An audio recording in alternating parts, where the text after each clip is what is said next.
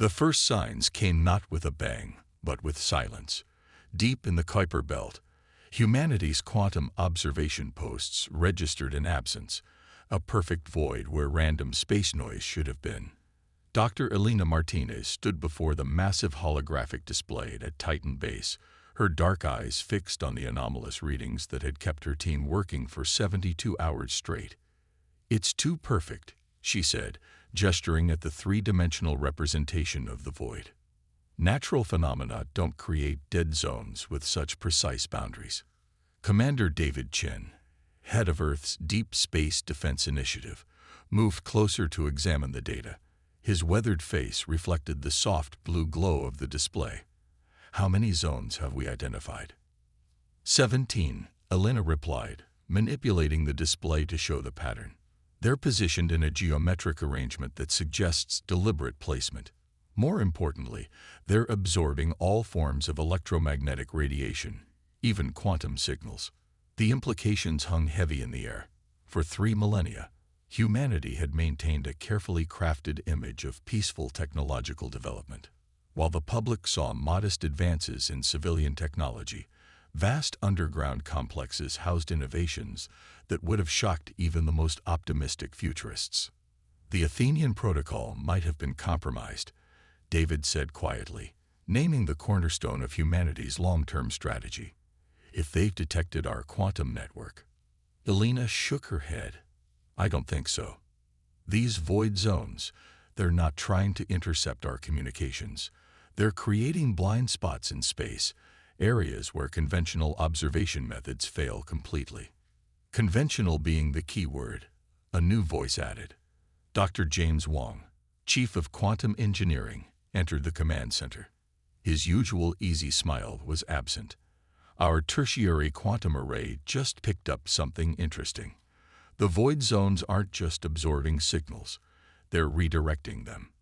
He transferred data to the main display, showing complex energy patterns that twisted through dimensions beyond normal space. "They're using the zones as nodes in some kind of massive scanning network. Clever. Unless you know exactly what to look for, it appears as natural dark matter interference." Commander Chen's expression hardened. "They're mapping our defenses, or trying to." "Yes," James confirmed, "but they're looking in the wrong places. The scan patterns suggest they're searching for traditional military installations, orbital platforms, weapons systems, fleet concentrations. They're not seeing our actual defensive grid because they don't know what to look for." Elena pulled up another dataset, this one showing civilian satellite networks. To the casual observer, Earth's orbit appeared cluttered with communications satellites, weather monitors, and research platforms, a typical pattern for a technological civilization focused on peaceful development. "Every 10th civilian satellite carries quantum shielding," she reminded them. "Even if they detect the energy signatures, it'll read as normal power consumption for commercial operations. The same goes for our ground installations, hidden in plain sight among regular infrastructure." David nodded slowly. "How long until their scan reaches Earth's orbit?" "At current progression, 48 hours, James answered. "But here's the interesting part. The scan pattern shows signs of anxiety. They're rushing, making micro-adjustments that suggest they're working under time pressure." "Because they're afraid," Elena realized, a slight smile playing at her lips. 3,000 years of watching us develop without building obvious military power. It must be driving them crazy. Every peaceful advancement, every diplomatic overture, every technological breakthrough that doesn't immediately translate into weapons. "We're the anomaly they can't explain," David concluded. "And in their experience, unexplained anomalies are dangerous." He straightened. Decision made. "Initiate Protocol Cassandra. Alert all quantum-shielded facilities to prepare for possible first contact scenarios. And send word to the Olympus complex. It's time to wake the sleepers." As the orders went out through secure quantum channels, Elena returned to studying the void zones. Humanity had spent 3 millennia preparing for this moment, building their strength while presenting an image of peaceful development. Their potential adversaries would be expecting a primitive military force hidden behind civilian technology. Instead, they would find something far more interesting.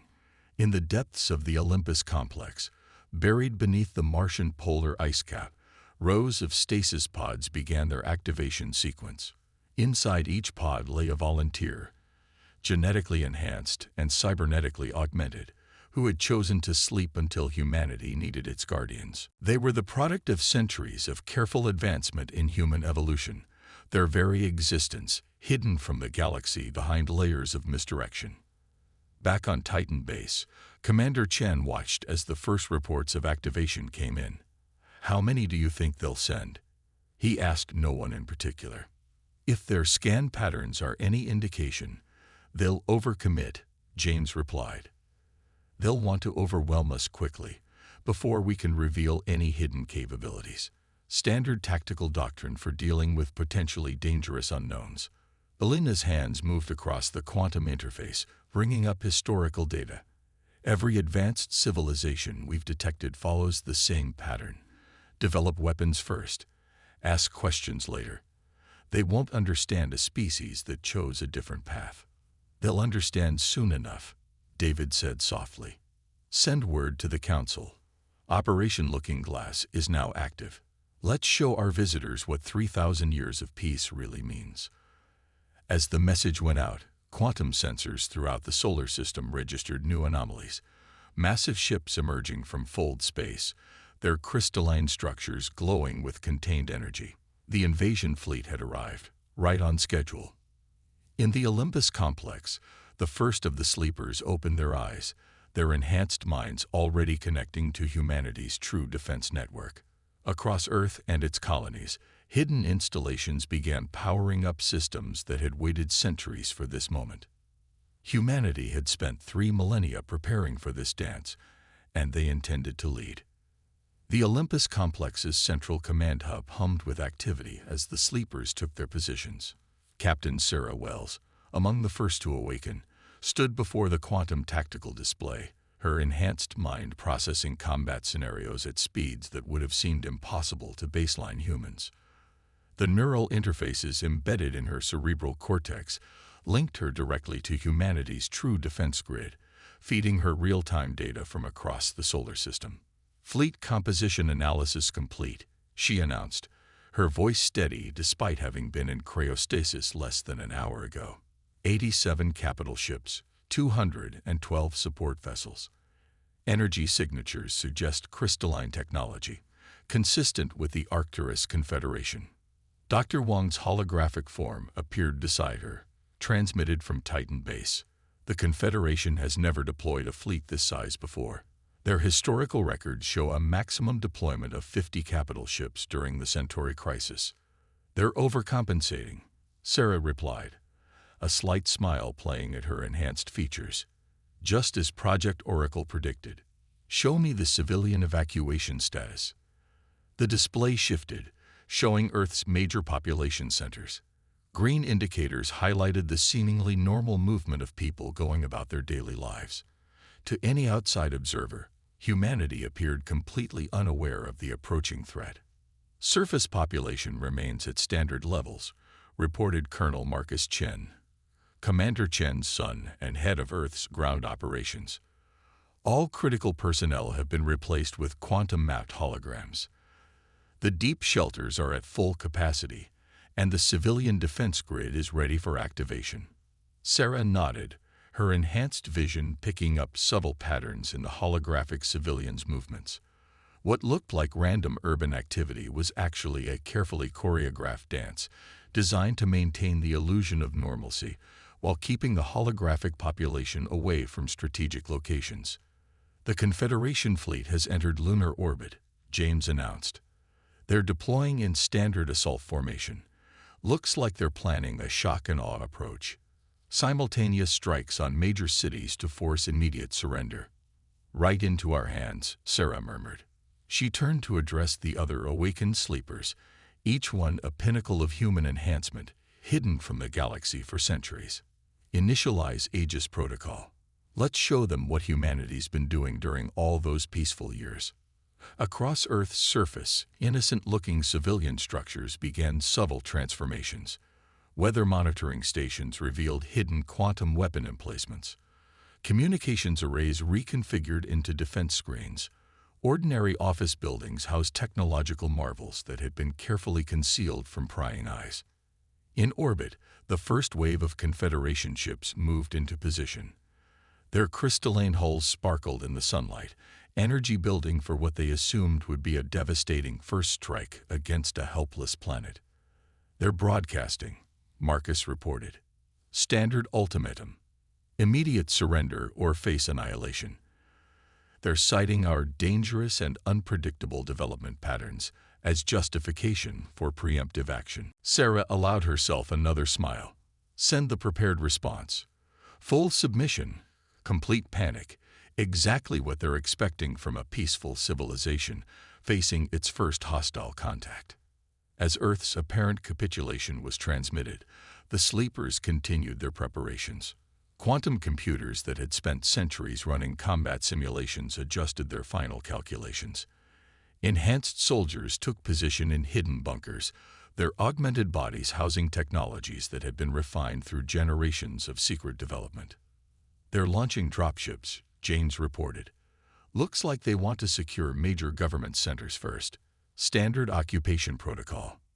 "Perfect," Sarah replied. "Deploy the Oracle grid." Throughout Earth's atmosphere, microscopic quantum particles that had been seeded over centuries began to align. Invisible to conventional sensors, they formed a planetary network of unprecedented complexity. Each particle was a node in a vast quantum computer, turning the entire atmosphere into a computational engine beyond anything the Confederation could imagine. "Grid is online," Marcus confirmed. "Reality distortion fields are ready. Holographic overlay is stable." The first Confederation dropships entered Earth's atmosphere, their sensors detecting exactly what they expected. Primitive defense systems powering down, military installations surrendering, a peaceful civilization accepting its fate with resignation. None of them noticed the quantum field reading their tactical systems, analyzing their technology, and preparing countermeasures that had been 3,000 years in the making. "They're landing in Washington, Beijing, Moscow, and New Delhi," Janes reported. "Military command centers are their primary targets." Sarah nodded, watching the crystalline ships descend. "Let them secure their initial objectives. Let them think they understand what they're dealing with." She turned to the assembled sleepers, each one a testament to humanity's true technological achievements. "Prepare for Phase 3. It's time to show the galaxy why peace was always our most effective weapon." In the quantum tactical display, red dots representing Confederation forces continued to spread across Earth's surface, moving with the confidence of an advanced civilization, subjugating the inferior one. They had no way of knowing that every step they took, every position they secured, every victory they claimed was part of a strategy 3 millennia in the making. Humanity had spent thousands of years appearing vulnerable while becoming invincible. The Confederation was about to learn the true cost of peace. The Confederation's Supreme Commander Vexthor stood in what had once been the United Nations General Assembly, his crystalline form pulsing with satisfaction. Around him, holographic displays showed similar scenes playing out in capitals worldwide. Humanity's leaders kneeling before their new masters, offering no resistance to the inevitable. "Your species' submission is noted," he announced, his translated voice echoing through the chamber. "The Confederation will guide your development along more appropriate paths. Your dangerous fixation with advancement without military power ends today." Dr. Elena Martinez, chosen to represent Earth's scientific community, stepped forward. If Vexthor had been more familiar with human expressions, he might have noticed the slight curve of her lips, the glint in her eyes that suggested not fear, but anticipation. "We understand, Supreme Commander," she said, her voice carrying just the right tremor of resignation. "Humanity accepts the Confederation's wisdom. We ask only that you allow us to demonstrate our current technological capabilities, so you may better guide our future development." Vexthor's crystalline structure shifted in what passed for amusement among his kind. Proceed. Though I doubt we will find anything of interest in your primitive systems. Elena nodded to her assistant, who activated a quantum terminal. The holographic display shifted, showing what appeared to be a standard planetary defense network, primitive satellites, basic monitoring stations, nothing that could threaten a child's toy in the Confederation's estimation. As you can see, Elena began, her fingers dancing across the interface. Earth's defensive capabilities are quite modest. However, we have made some interesting advances in quantum physics that might. She paused as the display flickered. Across the chamber, Confederation officers turned their attention to their own instruments, crystalline forms pulsing with sudden concern. What is this? Vexthor demanded, his translation unit struggling to convey his growing unease. Our sensors are detecting quantum fluctuations throughout Earth's atmosphere. Oh, that. Elena's voice had lost its tremor, replaced by something that might have been amusement. That's just the Oracle grid coming online. You see, Supreme Commander, humanity learned something important from studying history. The most dangerous predators are the ones that don't look dangerous at all. The air itself seemed to shimmer as billions of quantum particles activated simultaneously. Reality distortion fields that had laid dormant for centuries began to alter the very fabric of space-time around Earth. In the Olympus complex, Sarah Wells gave the command they had waited 3,000 years to deliver. Initialize Prometheus Protocol. Across the planet, humanity's true face began to emerge. Skyscrapers transformed, revealing quantum energy collectors that had masqueraded as office windows. Parks shimmered and vanished, exposing vast underground complexes filled with technology that defied Confederation understanding. Vexthor's crystalline form pulsed with alarm as his sensors registered impossible readings. What is this deception? Your species was monitored for centuries. We saw no sign of these capabilities. That was rather the point, Elena replied calmly. Above them, the quantum network that humanity had hidden in plain sight as civilian infrastructure came fully online. We knew you were watching. We knew you wouldn't understand a species that chose to develop differently. So we gave you exactly what you expected to see. A civilization that hadn't weaponized its technology. In orbit, Confederation ships found themselves enveloped in quantum fields that rendered their weapons useless. The crystalline technology they had relied upon for millennia proved vulnerable to frequencies humanity had spent centuries perfecting. Impossible. Vexthor's translation unit struggled to convey his shock. Your development pattern. It violated all known sociological models. No species advances without developing military power first. No species you've encountered before, Elena corrected. She gestured, and a holographic display showed the true extent of humanity's achievement. A planetary defense system integrated at the quantum level, capable of redirecting energy, warping space, and rendering conventional weapons obsolete. We spent 3,000 years preparing for this moment, she continued. Every peaceful advancement, every technological breakthrough, every scientific achievement, they all served two purposes. The public purpose you were meant to see, and the military applications you were meant to miss. The sleepers emerged from their hidden bunkers, their enhanced bodies housing technologies that made Confederation warriors look primitive by comparison. Quantum-mapped holograms dissolved, revealing that Earth's major population centers had been evacuated days ago, replaced by sophisticated projections that had fooled even advanced alien sensors. Your entire invasion force, Elena gestured at the tactical display, is currently contained within our quantum suppression field. Your weapons are useless, your ships are immobilized, and your much-vaunted crystalline technology is about to receive a practical lesson in human ingenuity. Vexthor's form pulsed with patterns that suggested both fear and fascination. You could have revealed this power at any time. Why wait? Why maintain this deception for so long? Elena's smile widened slightly. Because, Supreme Commander, humanity learned another lesson from history.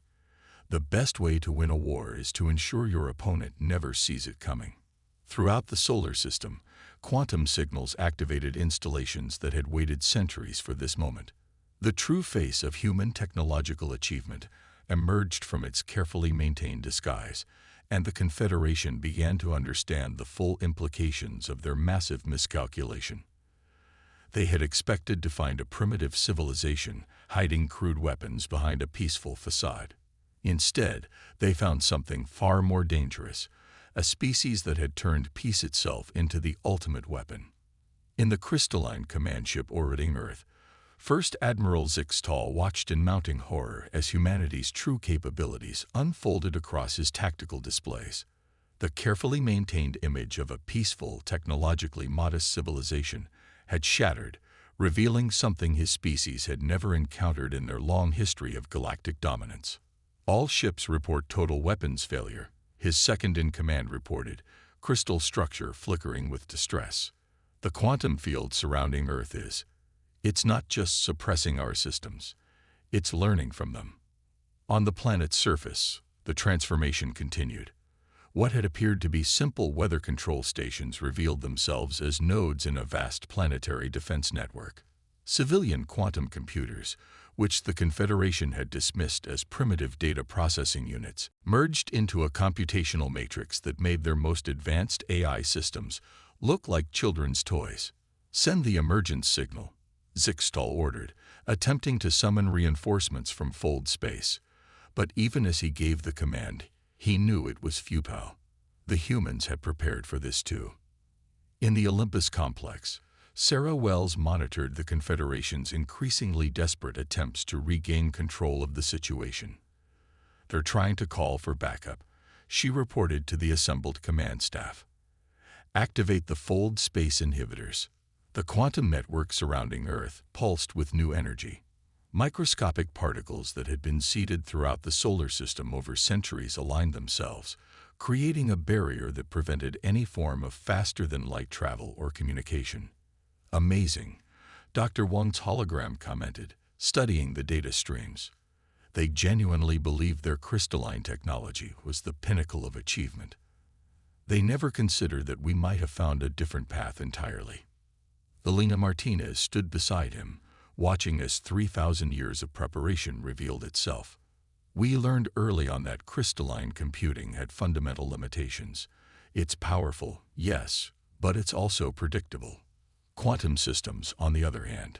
She gestured at the displays showing Confederation ships hanging helpless in space, their once mighty weapons rendered useless by fields they couldn't even detect.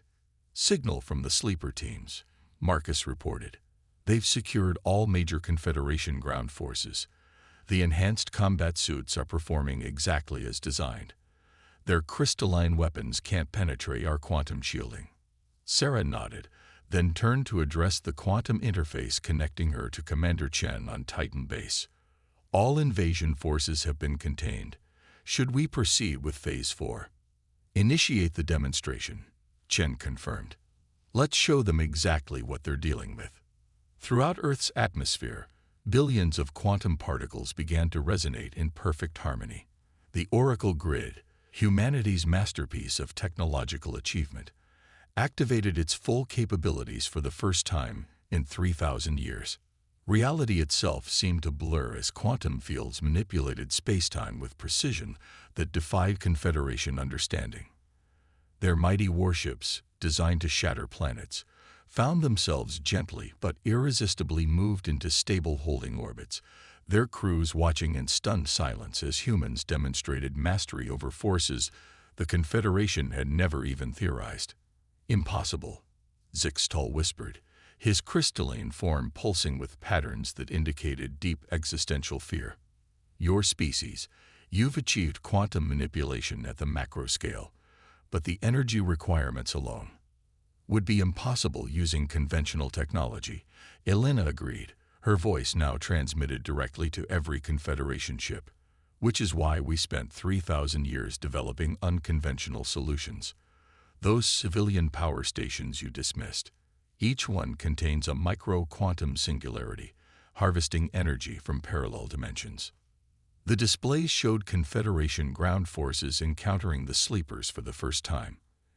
Enhanced humans moved with impossible speed and precision, their quantum-powered combat suits making them appear almost ghost-like as they phased through solid matter, redirected energy weapons, and systematically disabled the invading forces without causing a single casualty. "You could have conquered us at any time," Zixtal realized, his translation unit struggling to convey the complex emotions in his voice. "Why didn't you?" Sarah's response came clearly through the quantum network. "Because conquest was never our goal. Humanity chose a different path, not because we were weak, but because we understood something your civilization never grasped. True strength lies not in the weapons you display, but in the capabilities you choose to hide." As if to emphasize her words, the Oracle grid demonstrated another impossible feat. The quantum field surrounding Earth expanded, enveloping the entire Confederation fleet in a bubble of altered spacetime.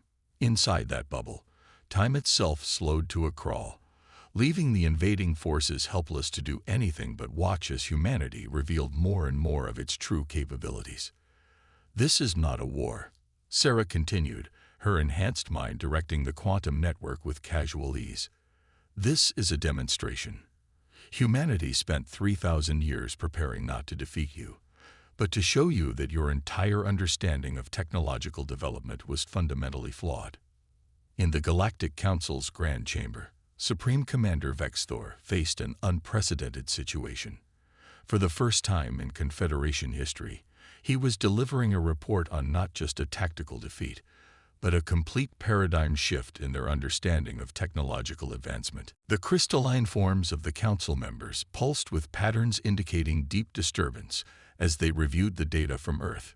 Humanity had not just countered their invasion, they had fundamentally challenged everything the Confederation believed about civilization's natural progression. "The humans request an audience," Vexthor announced, his translation unit conveying a complex mixture of humility and admiration. "Not to negotiate terms, but to propose something they call collaborative advancement." The chamber's quantum interface activated, and Dr. Elena Martinez appeared alongside Captain Sarah Wells. Their presence, projected across thousands of light-years through quantum entanglement, was itself a demonstration of capabilities the Confederation had deemed theoretically impossible. "Honored Council," Elena began, "what you witnessed was not a victory of weapons, but a triumph of perspective. Humanity chose to advance differently not out of weakness, but because we saw possibilities you had overlooked." Sarah gestured, and the chamber filled with holographic representations of human achievements, quantum technologies that worked in harmony with natural laws rather than trying to dominate them, energy systems that drew power from the fabric of reality itself, and biological enhancements that had transformed humans while keeping their essential nature intact. 3,000 years ago," Sarah continued, "when we first detected your civilization, we faced a choice. We could follow the traditional path, develop weapons, build fleets, prepare for inevitable conflict. Instead, we chose to advance in ways you wouldn't expect, couldn't predict, and therefore wouldn't fear." The council chamber rippled with patterns of realization. One of the eldest members, Ancient Observer Zura, moved forward. "You hid your true capabilities not out of fear, but out of wisdom. You understood that traditional military power would only provoke traditional military responses." "Exactly," Elena confirmed. "Every peaceful advancement we shared with the galaxy had dual purposes. The agricultural technologies we freely distributed. They taught us how to manipulate matter at the quantum level. The medical techniques we developed. They led to our breakthrough in biological enhancement. Even our seemingly primitive space program concealed the development of our quantum transportation network." The holographic display shifted, showing the true extent of human achievement.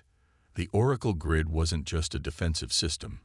It was a vast quantum computer that extended throughout the solar system, capable of calculations that made conventional computing seem primitive by comparison. "We're not here to demand reparations or enforce conditions," Sarah explained. "We're here to offer a partnership. Humanity has spent 3 millennia developing along a different path, discovering possibilities your civilization never explored because you were too focused on traditional concepts of power. The sleepers appeared in the display, their enhanced forms demonstrating the perfect integration of biological and quantum technology. We've learned that true advancement comes not from dominating nature, but from understanding it, not from building bigger weapons, but from making weapons unnecessary.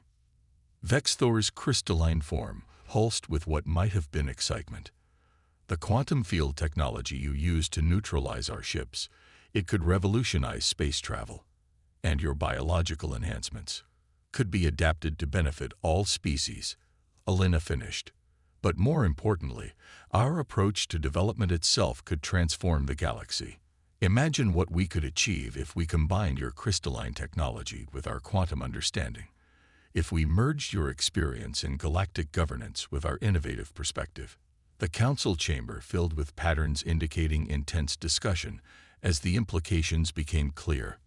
Humanity hadn't just survived their invasion. They had used it as an opportunity to demonstrate a completely new paradigm of technological advancement. There will be those who fear this change. Ancient Observer Zero warned. 3,000 years of established doctrine cannot be overturned without resistance. Sarah smiled. We understand. After all, we spent 3 millennia preparing not for war, but for this moment, when we could show the galaxy that there are always alternatives to conflict, always new paths to explore, always better ways to advance. The quantum field surrounding Earth pulsed one final time, releasing the Confederation fleet from its grip. But this time, the crystalline ships found themselves enhanced by quantum technology, their systems adapted and improved by humanity's understanding of fundamental forces. This is our proposal, Alina concluded. Not surrender, not dominance, but true collaboration. We've spent 3,000 years learning how to appear harmless while becoming invincible. Now we offer to teach you something even more valuable, how to become powerful without becoming threatening. In the depths of space, quantum particles continued their endless dance, maintaining the delicate balance humanity had spent millennia perfecting. They had proven that peace wasn't a sign of weakness, but the ultimate expression of strength. And now, at last, they could share that understanding with the galaxy. The age of deception was over. The era of true advancement could begin.